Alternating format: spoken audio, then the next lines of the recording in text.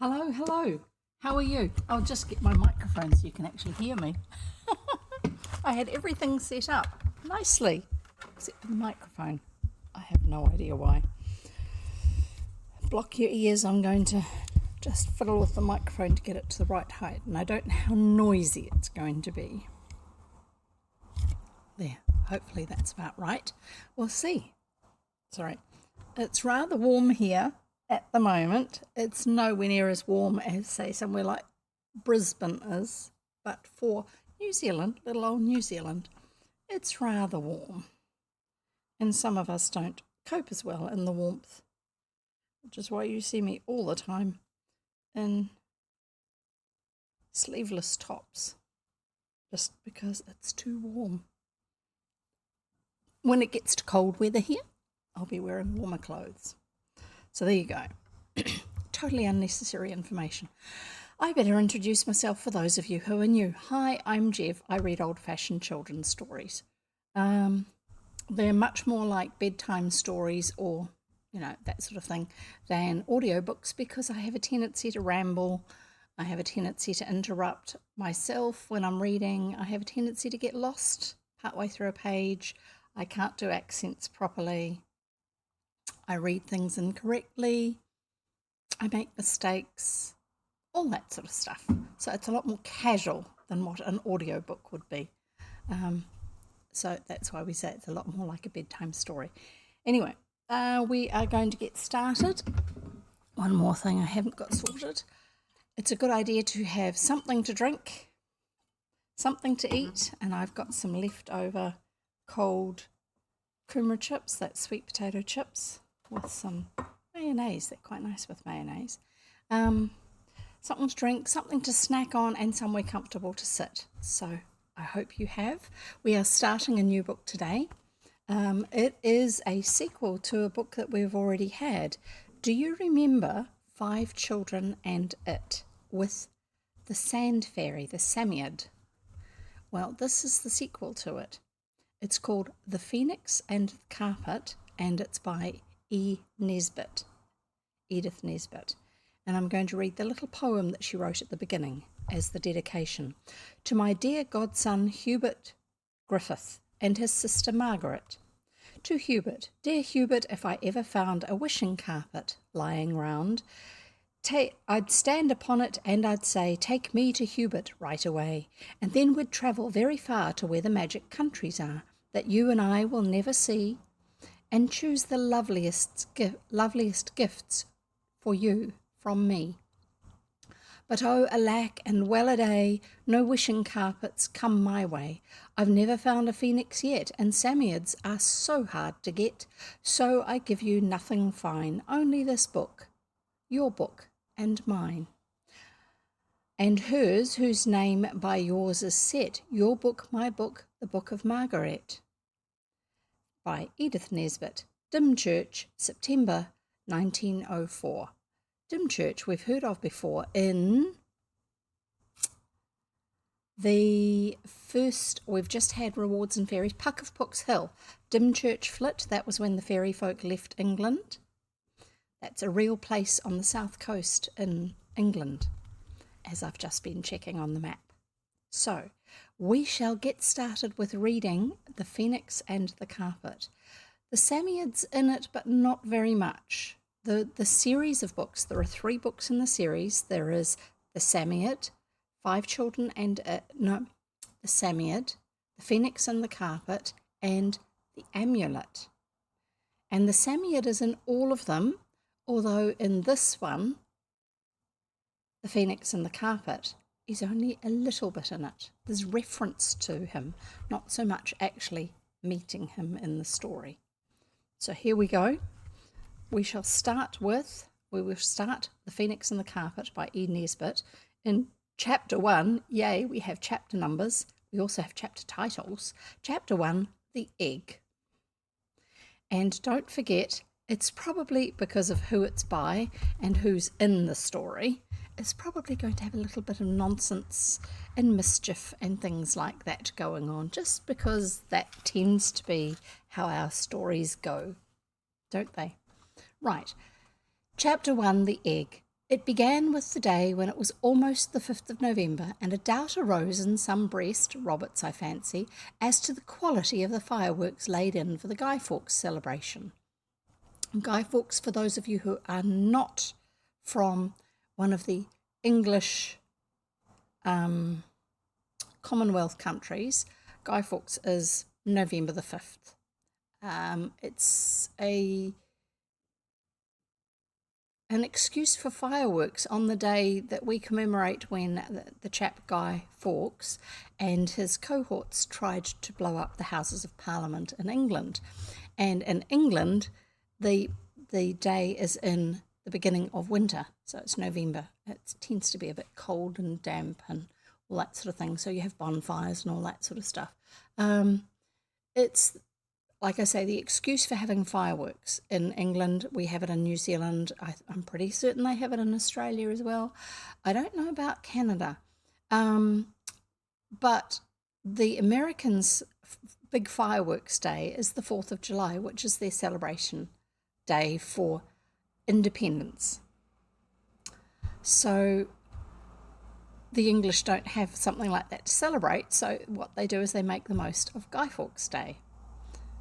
And we're going to carry on with the story because I think that's much more explanation than what you need. You can look it up if you want. Guy Fawkes, Guyfawkes,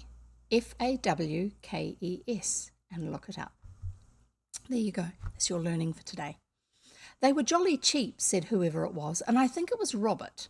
And suppose they didn't go off on the night. Those Prosser kids would have something to snigger about then. The ones I got are all right, Jane said. I know they are because the man at the shop said they were worth thribble the money. I think she means triple. I'm sure thribble isn't grammar, Anthea said. Of course it isn't, said Cyril. One word can't be grammar all by itself, so you needn't be so jolly clever. Anthea was rummaging in the corner drawers of her mind for a very disagreeable answer when she remembered what a wet day it was and how the boys had been disappointed of that ride to London and back on the top of the tram, because they live on the outskirts of London. At the time, where they lived was not called London. And so they would talk about going to London on the tram. These days, we would call it London. It's probably a little bit like where I live. It's just out of a place called Warkworth, but technically we are part of Auckland, which is the big city that's in our area.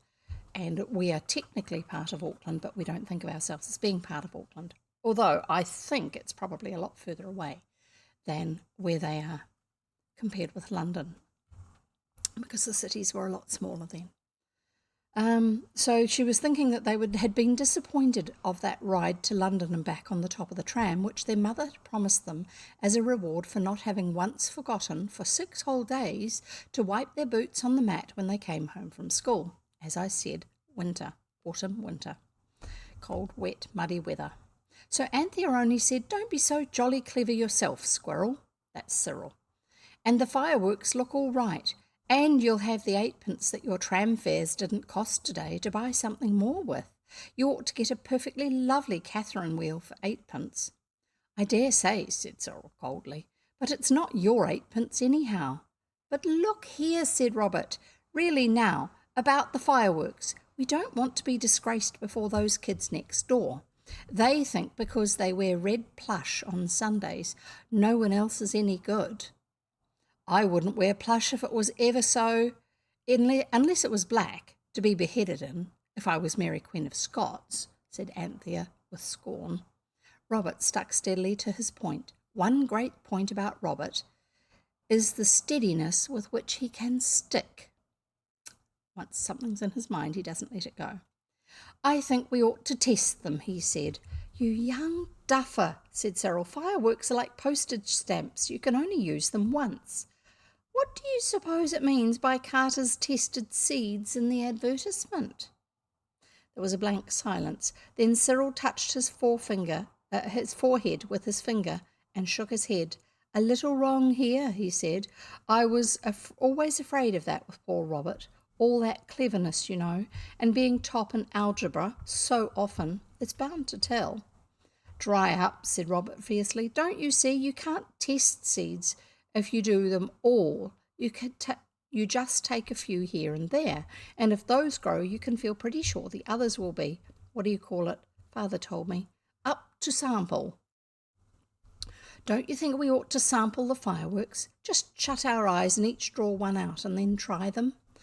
But it's raining cats and dogs, said Jane. And Queen Anne is dead, rejoined Robert. No one was in a very good temper. We needn't go out to do them. We can just move back the table and let them off on the old tea tray we play toboggans with. I don't know what you think, but I think it's time we did something, and that would be really useful. Besides, because then we shouldn't just hope the fireworks would make those processes sit up. We should know. So they're going to set the fireworks off indoors. Can you see where this is going?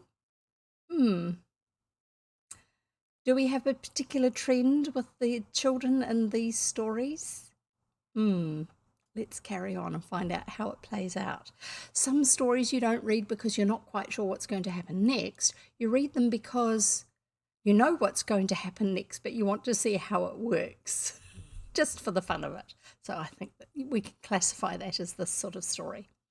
It would be something to do, Cyril owned with languid approval. So the table was moved back, and then the hole in the carpet, which had been near the window till the carpet was turned around, showed most awfully. But Anthea stole out on tiptoe and got the tray when Cook wasn't looking and brought it in and put it over the hole. I'm not quite sure what the hole's got to do with it, but we'll find out maybe. Then all the fireworks were put on the table, and each of the 4 children shut its eyes very tight and put out his hand and grasped something. Robert took a cracker. Cyril and Anthea had Roman candles, but Jane's fat paw closed on the gem of the whole collection, the jack-in-the-box that cost 2 shillings. And one at least at the party, I will not say which because it was sorry afterwards, declared that Jane had done it on purpose. Nobody was pleased, for the worst of it was that these 4 children, with a very proper dislike of anything even faintly bordering on the sneakish, had a law, unalterable as those of the Medes and the Persians, that one had to stand by the results of a toss-up or a draw of lots or any other appeal to chance, however much one might happen to dislike the way things were turning out. I didn't mean to, said Jane, near tears. I don't care. I'll draw another. You know jolly well you can't, said Cyril bitterly. It's settled. It's medium and Persian. You've done it and you'll have to stand by it. And us too, worse luck. Never mind, you'll have your pocket money before the 5th. Anyway, we'll have the jack-in-the-box last and get the most of it, out of it we can. So the cracker and the Roman candles were lighted, and they were all that could be expected for the money. Okay, now, I better explain a little bit to you because fireworks these days are named quite differently in New Zealand because we can still get them at the moment. Crackers we can't get anymore, sometimes called bangers, but crackers, they go bang. That's their purpose. And when I was growing up, you had double happies that were about this big, about 1.5 inches long and thinner than my finger, and you'd light the fuse at one end and then you'd throw them away from you and they'd go bang. And then we had Tom Thumbs, which were tiny little things about 1/2 inch long and very, very thin, about the thickness of a match. And they had fuses. And you'd buy them, and they were in a cluster that was where you had the crackers like this, and then all their fuses were woven together. So you bought them as a sheet, and then you would separate them very, very carefully, unwinding the holding together piece of fuse. So you had all these separate crackers. Or if you had lots of money, you'd set them off as a string of crackers, in which case you'd leave them all together as a sheet. You'd light one end of that fuse that was poking out, and then you'd throw it away from you and it'd go bang, bang, bang, bang, bang, bang, bang. And if you had lots and lots of money, then you would actually get a block of them, which is where you had all these sheets all stacked together. But they had too many people actually doing silly things, injuring animals, injuring people, accidents, and some not so accidents, and so we don't have them anymore. When my parents were growing up, you could actually buy the makings for fireworks and make your own ones, which is even more dangerous, as well as buying pre-made ones. Roman candles. My great uncle used to refer to buying Roman candles when he was buying fireworks for Guy Fawkes. He lived across the paddocks from us, and we and the neighbours next to them who all had children would all go up to their place because they had a big garden, and then they had a couple of paddocks down below the big garden, and they had saved up their trimmings from the trees earlier in the year and piled them all up to make a bonfire. I don't think we bothered actually at Auntie Kate and Uncle Laurie's place to do a guy, but we would have fireworks, and they had lived in China for 7 years before it became a communist country. And so they were very, very familiar with fireworks being used for celebrations. Now, Auntie Kate was English.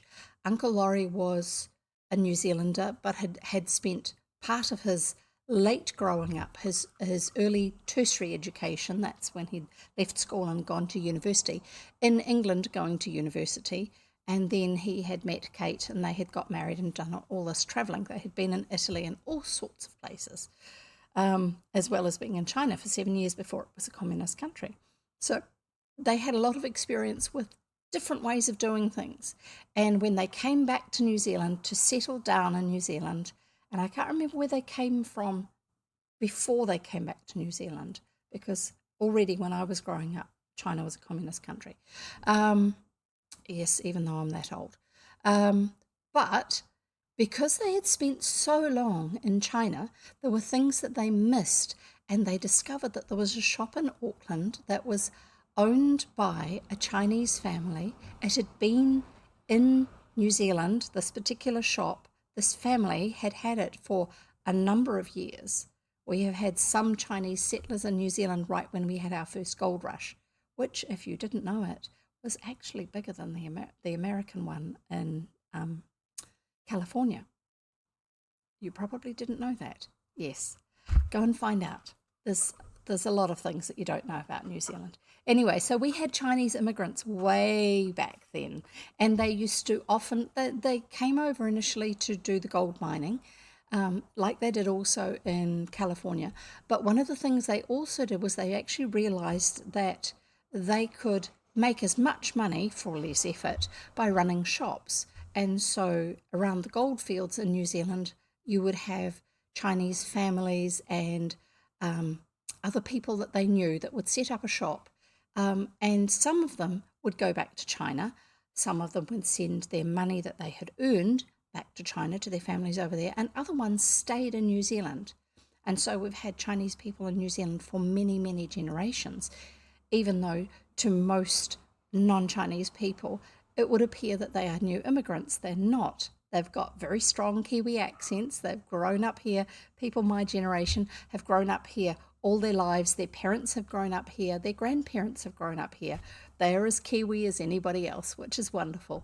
So they're not a late arrival in New Zealand, the Chinese.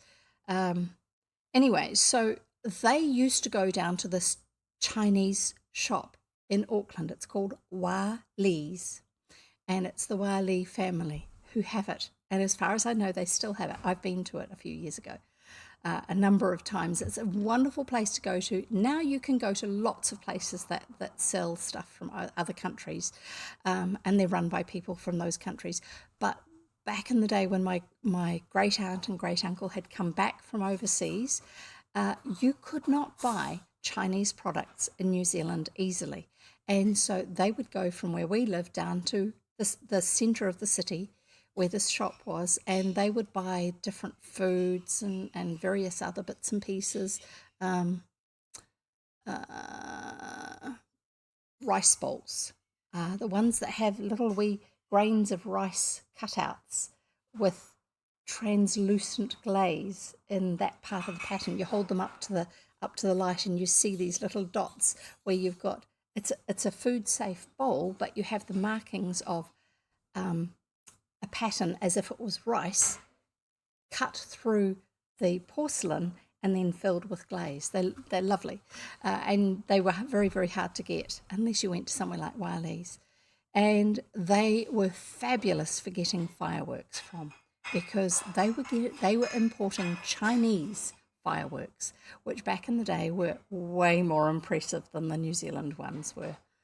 These days in New Zealand, we have a lot of products that are manufactured in China and imported to New Zealand, but they are making in their factories products that are suitable for our market, because that's what we are purchasing as a country. People are importing things, and so they make them like that. Probably a lot of our fireworks these days still come from China, but they are made for the New Zealand market, so they're not quite as exciting as they were. Anyway, Roman candles. My great uncle used to always say, "Oh, and I've got 2 Roman candles," or something like that. And obviously they were quite expensive. Back then, you couldn't get the big boxes of fireworks like you do now. You went to somewhere and you chose which ones you were going to get, and they were not big, impressive ones quite like they are now. And so Roman candles were the ones that are a stick about that long, a tube possibly about that thick, and then you poke the end of it into the ground very firmly. It's a fairly common style of firework now. Poke it into the ground fairly firmly, but it's got different sections within it that fire one after the other, and so you get, like on a big commercial fireworks display, where you'll get a boom and you'll get a sprinkle of stars come down, and then you get another one, and then a sprinkle of stars come down, and then another one and a sprinkle of stars come down. But there would be all these sparks coming up in between them and things like that, and he always referred to those as Roman candles. I don't know why, but that's just the name that they had. But that reminds me of that when I read the book, how the children had got Roman candles. So here we are going to carry on the story. These, I would think, are probably the smaller version that you can get, since they're setting them off inside the house. One would hope so.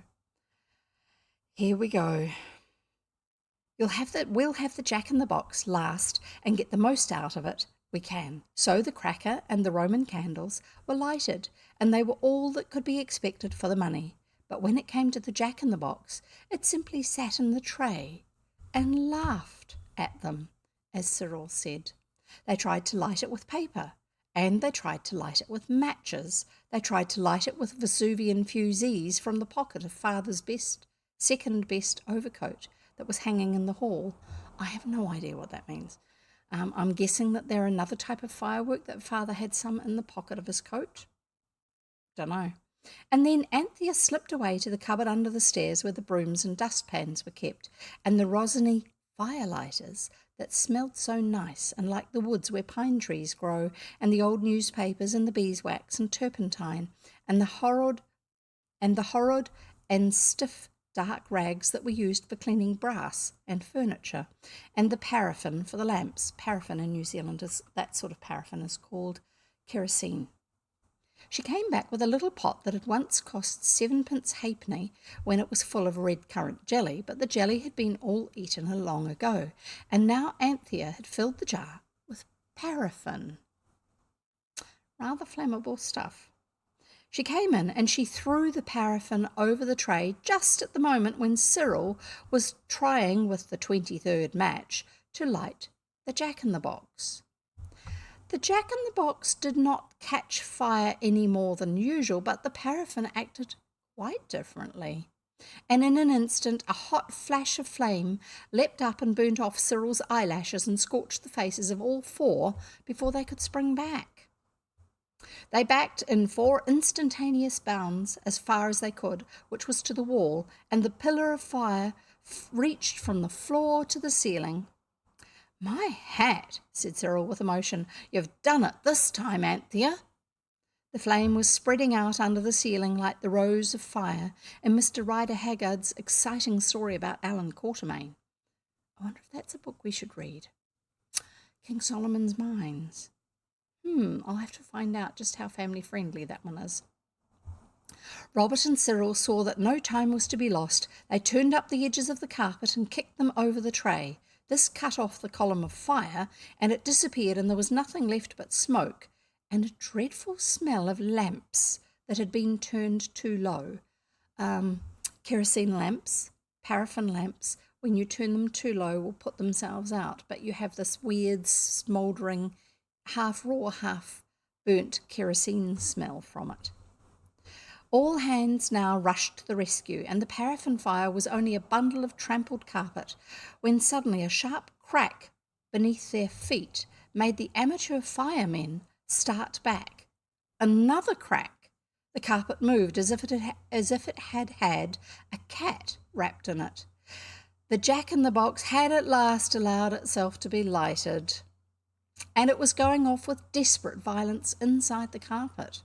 Robert, with the air of one doing the only possible thing, rushed to the window and opened it. Anthea screamed. Jane burst into tears, and Cyril turned the table wrong way up on top of the carpet heap. But the firework went on, banging and bursting and spluttering even underneath the table. Next moment, Mother rushed in, attracted by the howls of Anthea, and in a few moments the firework desisted, and there was a dead silence.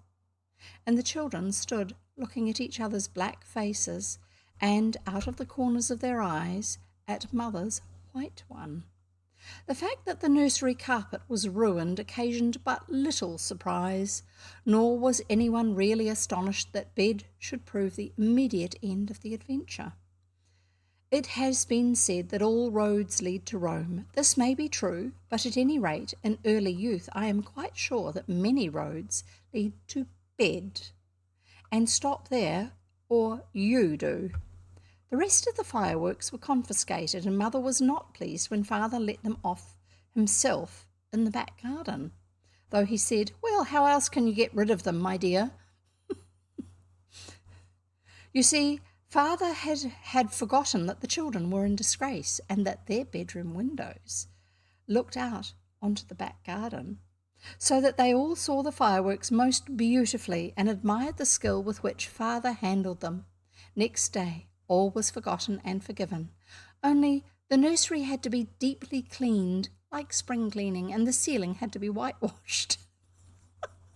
All that soot on the ceiling.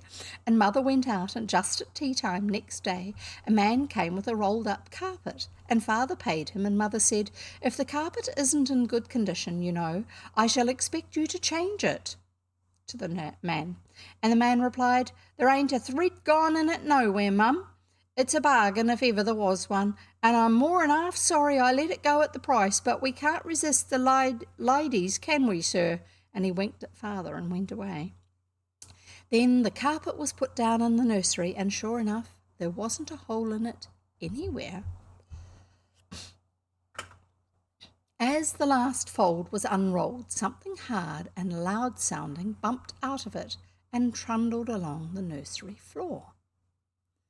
All the children scrambled for it, and Cyril got it. He took it to the gas. It was that's the light.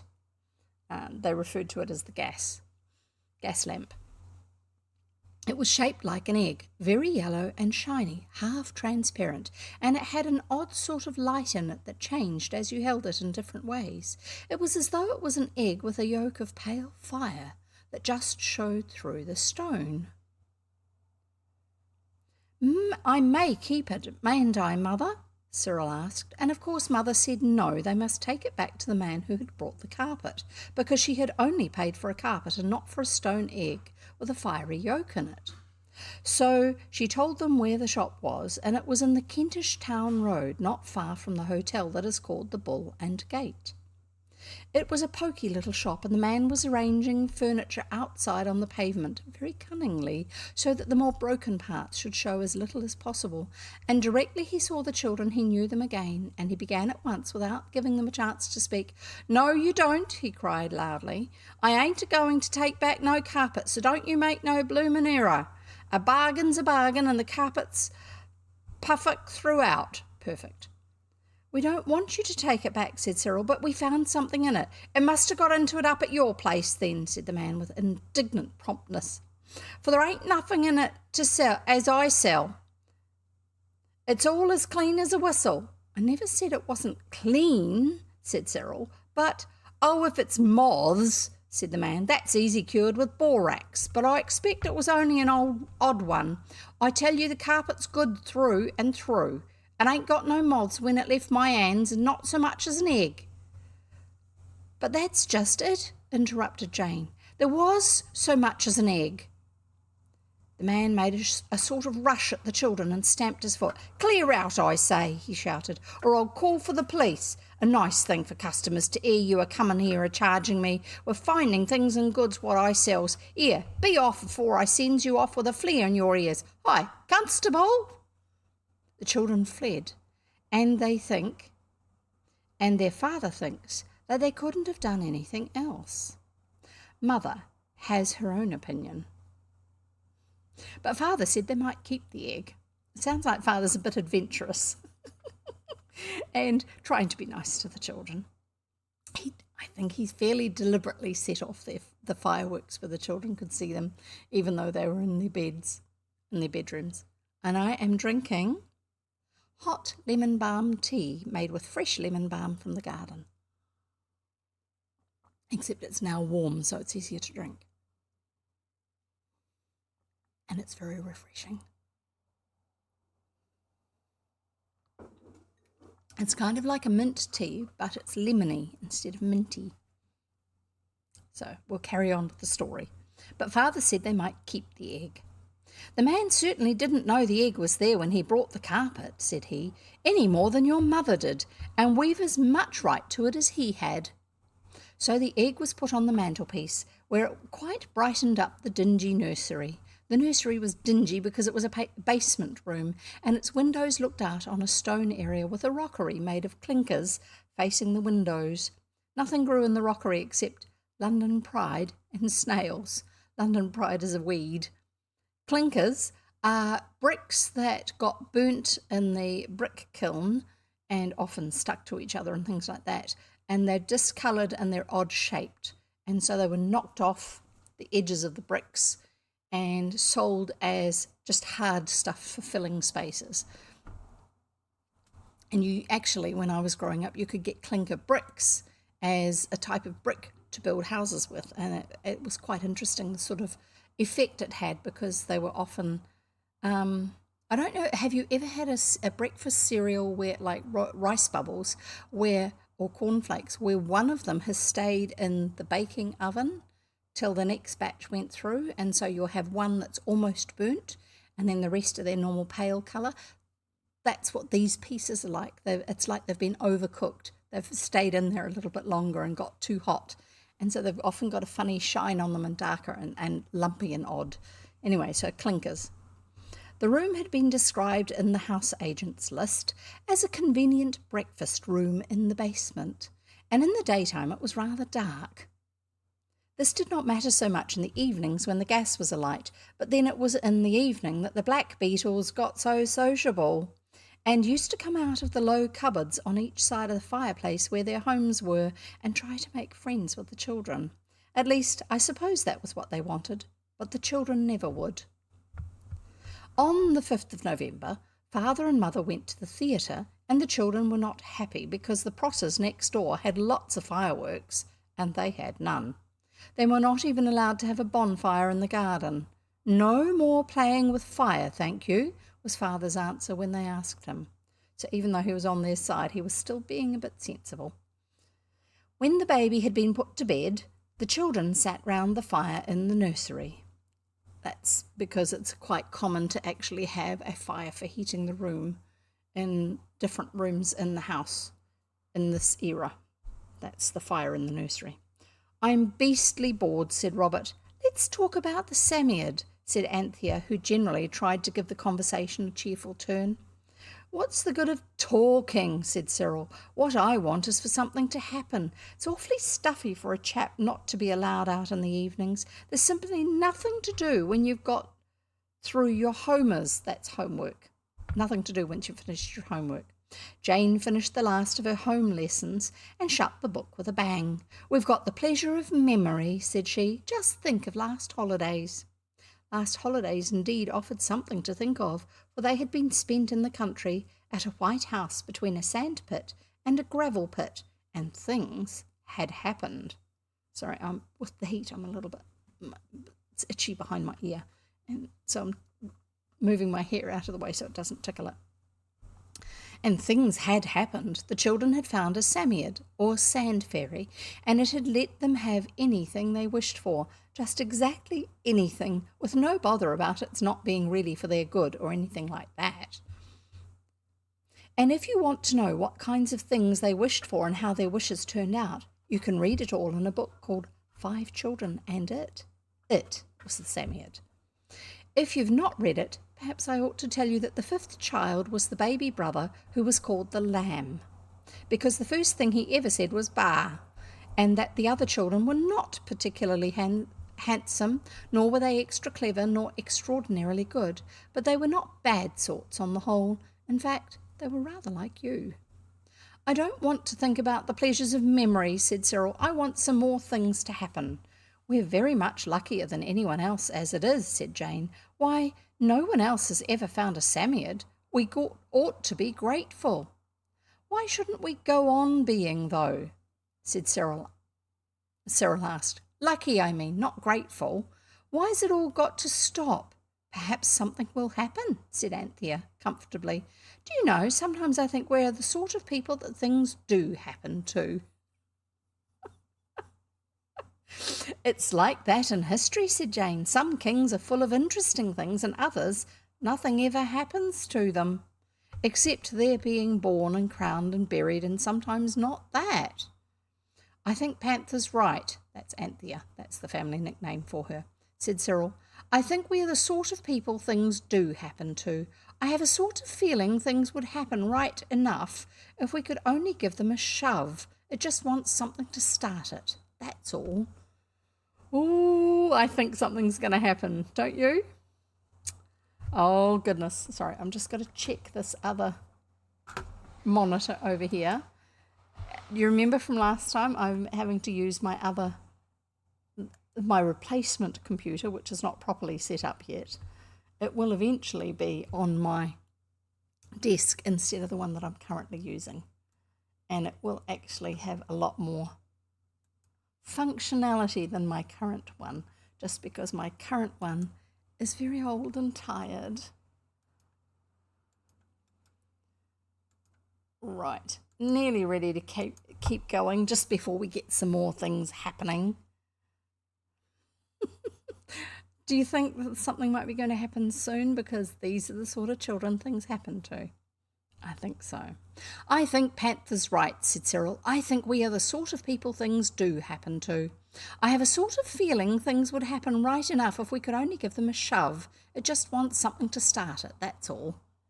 "I wish they taught magic at school," Jane sighed. "I believe if we could do a little magic, it might make something happen." "I wonder how you begin." Robert looked round the room, but he got no ideas from the faded green curtains, or the drab Venetian blinds, or the worn brown oilcloth on the floor. That's so they don't get splinters from the floorboards. Even the new carpet suggested nothing, though its pattern was a very wonderful one, and always seemed as though it were just going to make you think of something. "I could begin right enough," said Anthea. "I've read lots about it, but I believe it's wrong in the Bible, doing magic. It's only wrong in the Bible because people wanted to hurt other people. I don't see how things can be wrong unless they hurt somebody, and we don't want to hurt anybody, and what's more, we jolly well couldn't if we tried. Let's get the Ingoldsby Legends. There's a thing about abracadabra in there," said Cyril, yawning. "We may as well play at magic. Let's be Knights Templars. They were awfully gone on magic. They used to work spells or something with a goat and a goose. Father says so." "Well, that's all right," said Robert unkindly. "You can play the goat right enough, and Jane knows how to be a goose." That is a bit unkind. "I'll get Ingoldsby," said Anthea hastily. "You turn up the hearthrug." So they traced strange fingers on the linoleum. where the hearthrug had kept it clean. They traced them with chalk that Robert had nicked from the school of the mathematical master's had nicked from the top of the mathematical master's desk at school. You know, of course, that is stealing to take a new stick of chalk, but it's not wrong to take a broken piece so long as you only take one. I do not know the reason of this rule nor who made it. And they chanted all the gloomiest songs they could think of, and of course nothing happened. So then Anthea said, I'm sure a magic fire ought to be made of sweet-smelling wood and have magic gums and essences and things in it. I don't know any sweet-smelling wood, except cedar, said Robert, but I've got some ends of cedar wood lead pencil, because the wood around the outside of the pencil was cedar wood, made it easier to sharpen. So they burned the ends of lead pencil, and still nothing happened. Let's burn some of the eucalyptus oil we have for our colds, said Anthea, and they did. It certainly smelt very strong, and they burned lumps of camphor out of the big chest. Oh, that would smell strong. It was very bright and made a horrid black smoke which looked very magical, but still nothing happened. Then they got some clean tea cloths from the dresser drawer in the kitchen and waved them over the magic chalk tracings and sang the hymn of the Moravian Nuns at Bethlehem, which is very impressive. I'm guessing that's a proper song, so you can look that one up. The hymn of the Moravian Nuns at Bethlehem. And still nothing happened. So they waved more and more wildly, and Robert's tea cloth caught the golden egg and whisked it off the mantelpiece, and it fell into the fender and rolled under the grate.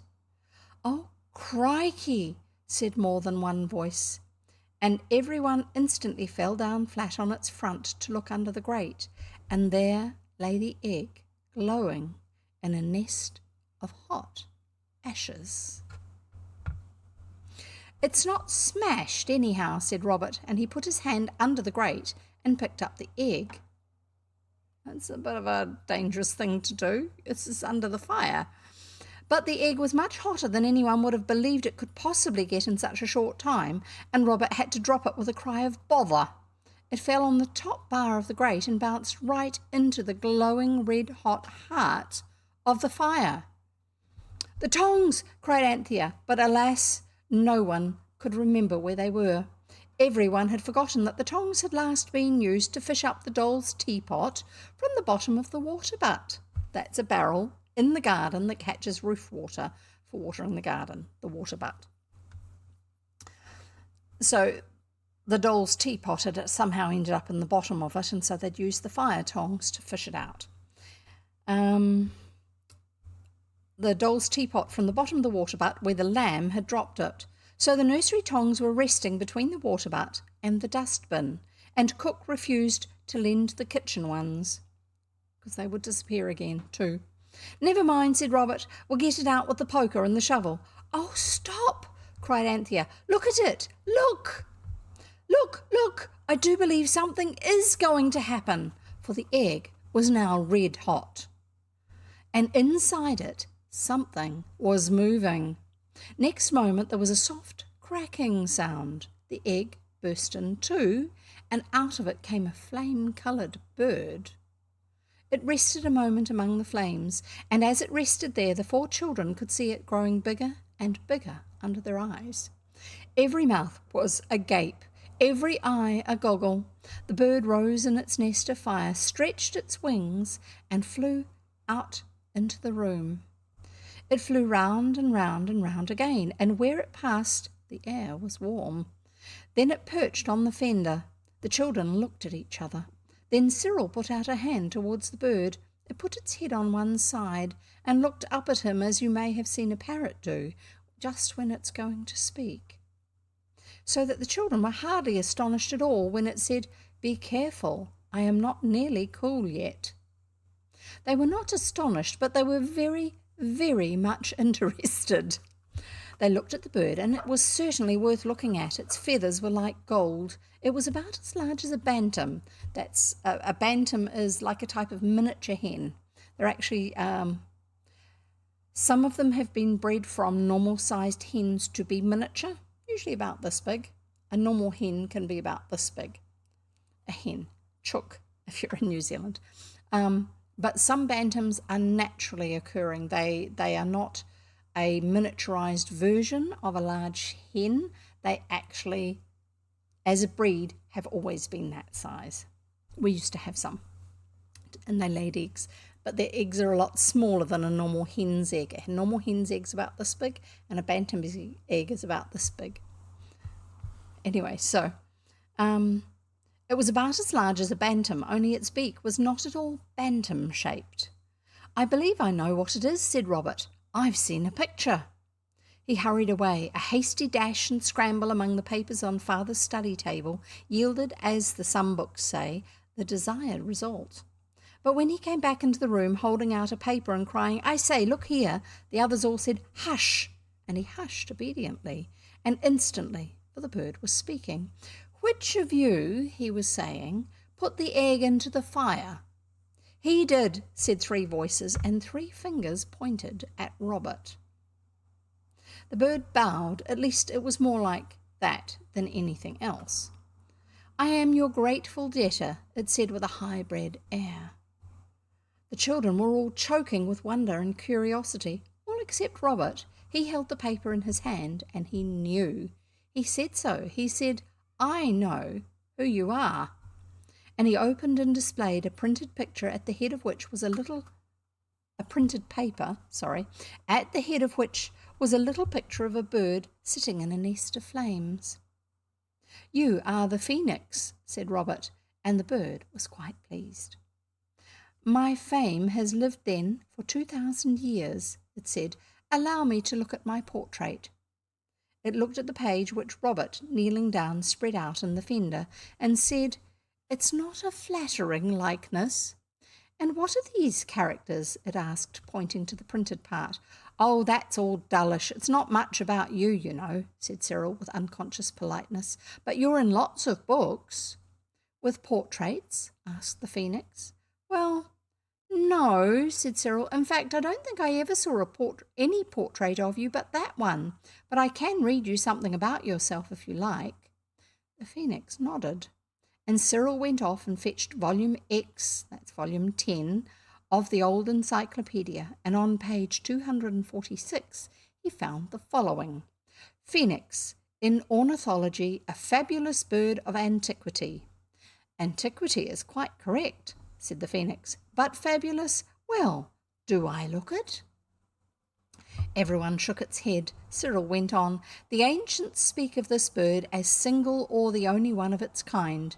"That's right enough," said the phœnix. "They describe it as about the size of an eagle." "Eagles are of different sizes," said the phœnix. "It's not at all a good description."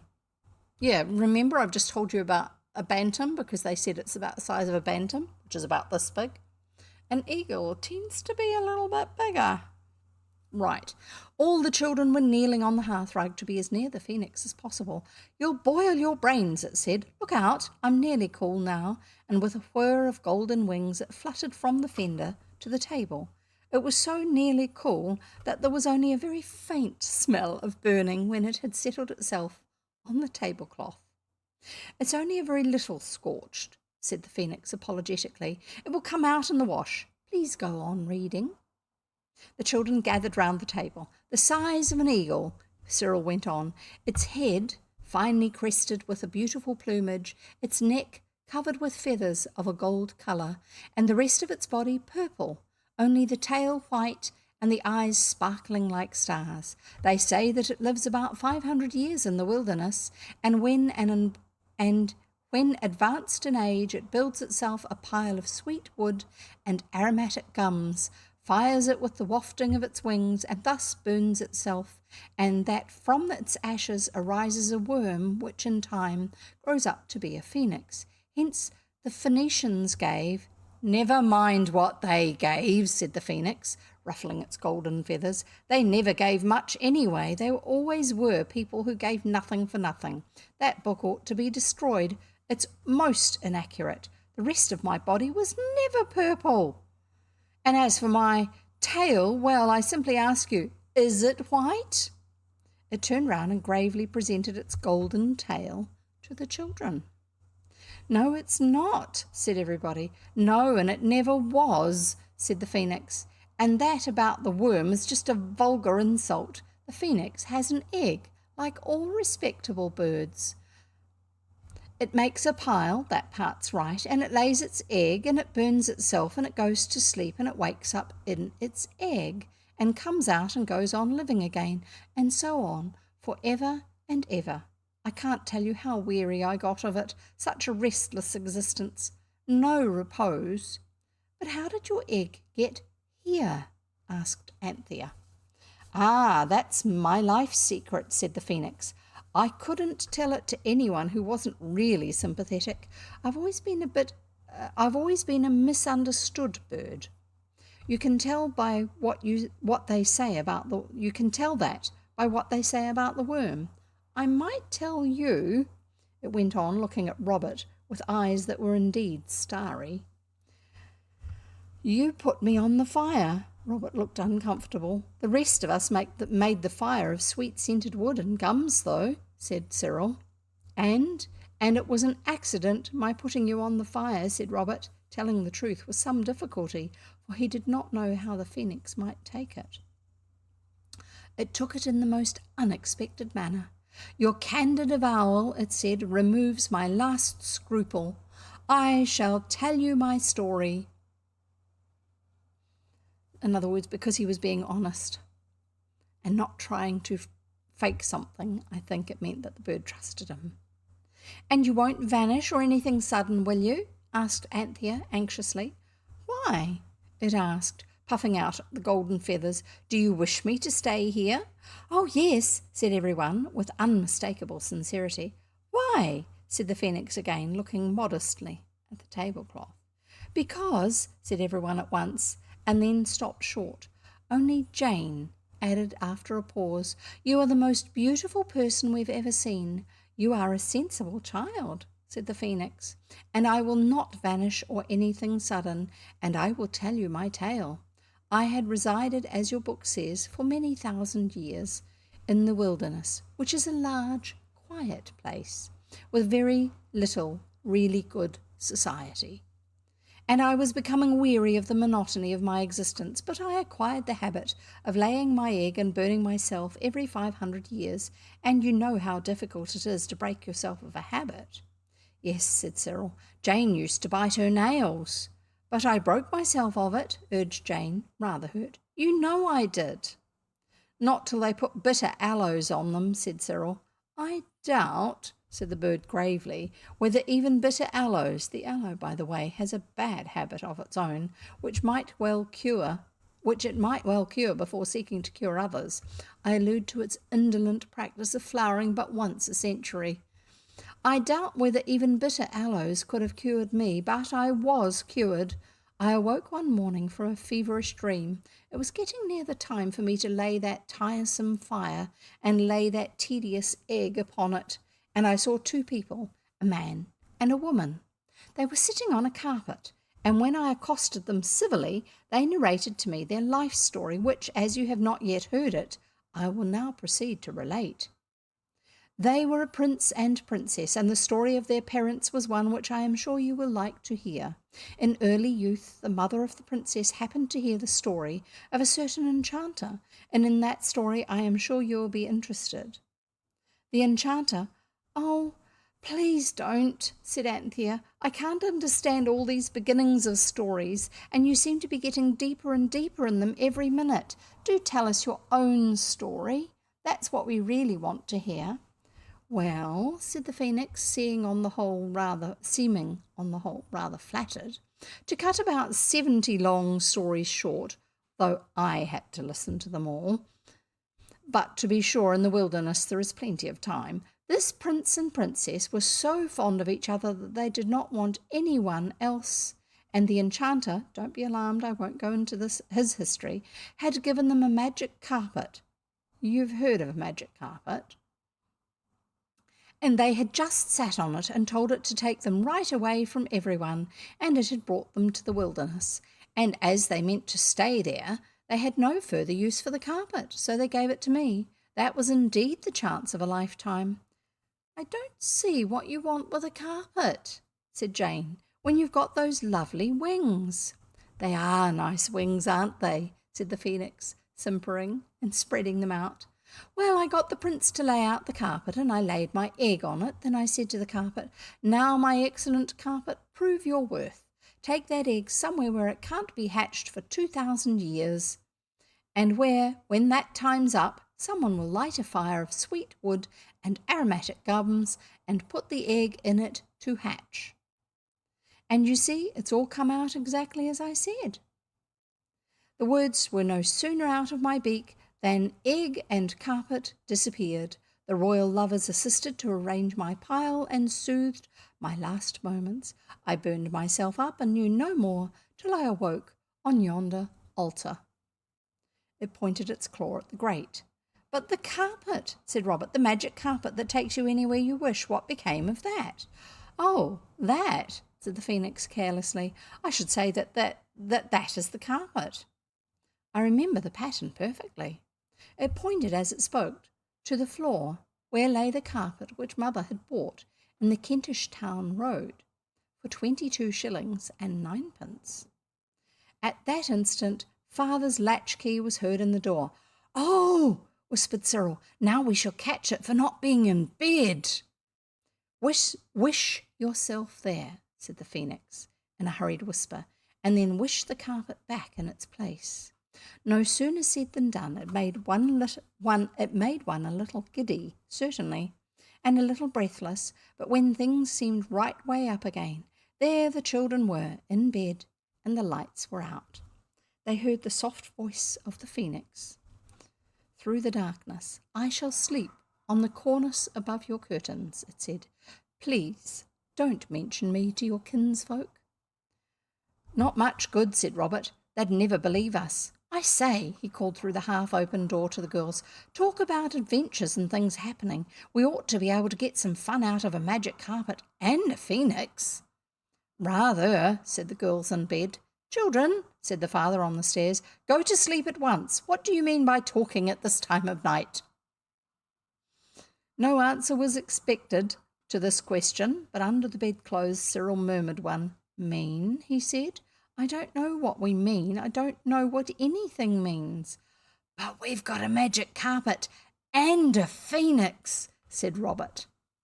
You'll get something else if Father comes in and catches you, said Cyril. Shut up, I tell you. Robert shut up, but he knew as well as you do that the adventures of that carpet and that phoenix were only just beginning. Father and Mother had not the least idea of what had happened in their absence.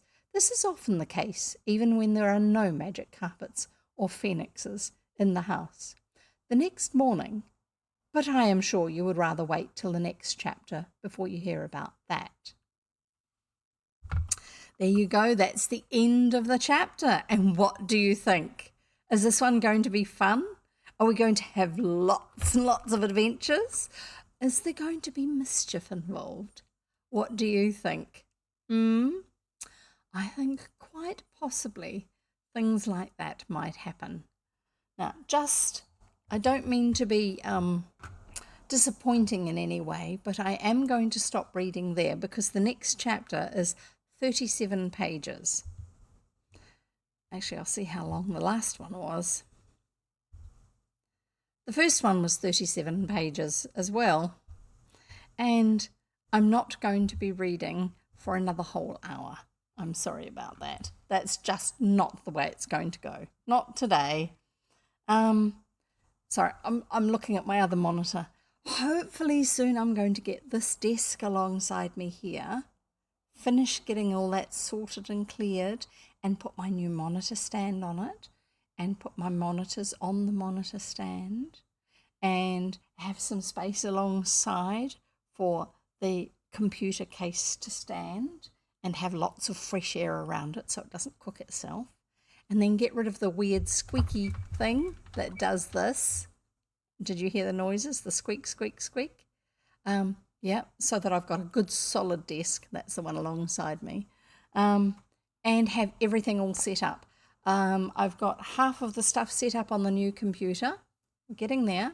I've got 2 monitors plugged into it, so that's really good. One of them's an old one, a flat screen, which is good, not an old CRT one, not quite that old. It's a 19-inch one, so it's about the same height as my other monitors, but it's a lot narrower, so it's a lot more almost square looking, but it will be good for having other information on that I can see. I'm finding it really hard having just the one monitor in front of my main computer at the moment to use. I usually work with 2 monitors because it means that I can be looking at information on one and doing something like a graphics edit, really, really basic stuff that I do for the titles on things, a graphics edit on the other one. So I can actually have 2 things going because I've got ADHD. So it means that I can have some project that I'm working on, but I also need something else to feed part of my brain because otherwise I get too easily distracted and never finish the job. Maybe that's why I haven't finished sorting out my desk. I need to find something that'll keep my brain busy while I'm doing that.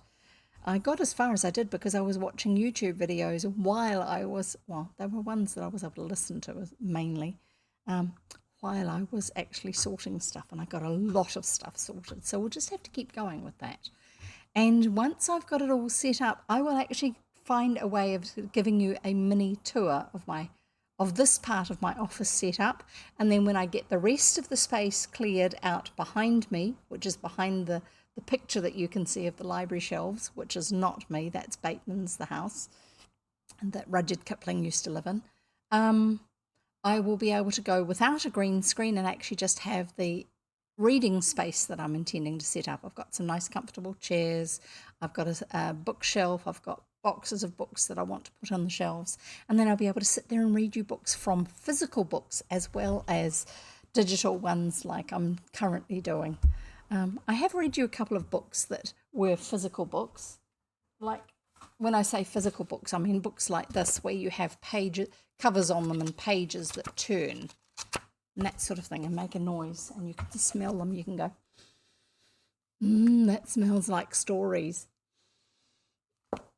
There's something special about old books, being able to smell them. It just makes them that much more real in some ways. Digital books are also real because they are real words, they are bits of information, but you can't interact with them physically quite the same way. So it's one of the reasons I tend to put pictures up on the overlay here with a picture of the cover of the book that I'm currently reading. I try to find one that's a very old version of the cover because a lot of these books have actually been republished. And so when they're republished and put out by the different publishers that put out old books again, they will have some artist will do a modern version of the cover because people expect to have nice, amazing, exciting illustrations to draw them into the story, whereas I like having things like the style of that cover up there. Sorry, some of my homemade iced coffee. It's just coffee and milk. Anyway, so I'll give you a tour of that space when I get that done too, but that one will be a lot further away because there's a lot more stuff to get sorted out. Things that have been in boxes for a very long time. Hopefully I'll be able to get rid of most of that stuff, but I've got some nice seats that I can sit on and filing cabinets for putting papers in instead of having them stacked up everywhere and all that sort of stuff. And I've got this computer that I'll be able to use, and so it's not going to stutter quite as much. You know, the times where I have to suddenly stop reading and I wait because I can't tell if you are actually hearing more of what I'm saying and if you're still getting the picture as well, or if it's actually all just frozen. Because sometimes my screen will have the little spinning wheel thing on it going around saying, please wait while we reload this currently. And if I've got what I'm sending you the signal from, which is what I'm looking at the moment, and the version that I know that you're seeing, which is the one that's on my other monitor, both showing that, good idea to stop reading when that's happening because otherwise you're missing out on all that story. So hopefully you didn't miss out too much last time. And I don't think any of that happened this time, so that's good. And I hope you're enjoying having subtitles or captions. If you don't, and you're on Twitch using your browser or the Twitch program, I'm fairly certain you can turn them off. There should be a little wee icon on the page somewhere that has CC on it, or a cog down in this corner here where my hand is. A little cog wheel there, which you can click on, and you can choose to turn them off if you don't like them. And I think you can possibly change what they look like for you too, instead of me having to do it all here. I think that's about it. I haven't got the subtitles yet sorted for putting them onto the YouTube videos, just because these are automatically being subtitled, and sometimes they're a bit weird what it thinks I'm saying. I'm guessing that YouTube's going to do their own subtitling. I don't know. I seriously don't know. Anyway, I think that's probably about enough of me just rambling. I've mentioned YouTube. I will give you the link to my YouTube channel. There you go. For those of you who are watching this on YouTube, I'm talking to the people who have been watching me live on Twitch, because they're not already on YouTube, they're on Twitch. They're watching it as it happens.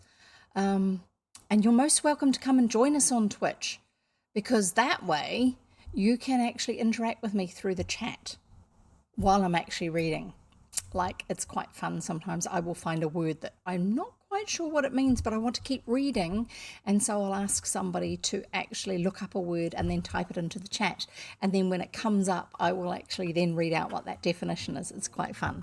There's a lot more sense of interaction, and that's a lovely way to do it, but it's not like you have to. And then the other thing I'm going to type into the chat box here for you is the Discord server. Yes, my keyboard is noisy. The Discord server, which is where occasionally I actually will put the illustrations from the books if I have found any, or any information about the stories, and sometimes we'll actually have chats about different books that we've enjoyed and things like that. Quite a while back, we were chatting over on Discord. It's a good way to be able to talk to each other without having to do it as it's happening. Like somebody on the other side of the world doesn't have to respond to me straight away. They don't have to be awake in the middle of the night. But we were talking about what stories we might possibly do in the future, and at that stage I hadn't actually done A Little Princess or The Secret Garden, and so because somebody else was suggesting A Little Princess, it was one of their favourites, that was one of the stories I then did fairly soon after that. So you're most welcome to come and join us over on Discord. You're probably going to have to agree with the terms and conditions to be able to use it, which just means, don't be rude, be nice to other people, that sort of thing. And we try to keep it family friendly, because most of the stories that I read, in fact, I think all of the stories I read, are intended for children. And there are people I know who watch them on YouTube with their children or their grandchildren even. So, and here's a wee tip. If you're on Twitch, if you hit the heart button, that means you will be following me. And that means that Twitch will notify you when I go live. If you are on YouTube, if you hit the subscribe button and then the bell alongside it, YouTube will tell you when I put a new video up, because I take the stories that I've read on Twitch, and 2 weeks after I have read them on Twitch, I put them over on YouTube and I put them into playlists so you can listen to them. And they will be released at about 2 weeks after I've actually read them. And you'll be able to listen to a whole playlist. You'll still get me chatting on most of them. There's one where I had to edit out a whole chunk of it because it didn't really fit with what was going on. There was inappropriate stuff going on with some people that came into the chat, and I just ended up sitting there looking at the screen watching what was going on, because my computer was actually able to broadcast, but it was not taking any commands from me for about 5 minutes. It had let its brain go to sleep or something, and so I couldn't even clear the chat immediately. So I edit out that section where everyone had to sit there and wait for me to get it sorted. But other than that, generally they're not edited, except that it is, get my finger in the right place, this box here, that's the only bit, the video is the only bit that you will see over on YouTube. I trim all the rest off it because there's a conversation section that you can put comments in underneath on YouTube if you want to, and you're most welcome to. And please, if you're enjoying it, hit the like button. That way YouTube will keep on showing you when I put something new up. I mean, if you haven't already subscribed, it will and also it will show you other things similar, not necessarily that I've done, but that other people have done where they've read books. There are people who read books, not just me. Anyway, enough of all the chatter. It's time to go. So thank you for being here, and I hope you've been enjoying our new story, and we'll look forward to seeing you next time and having lots of fun with more of the phœnix and his carpet, and see what happens next. Bye.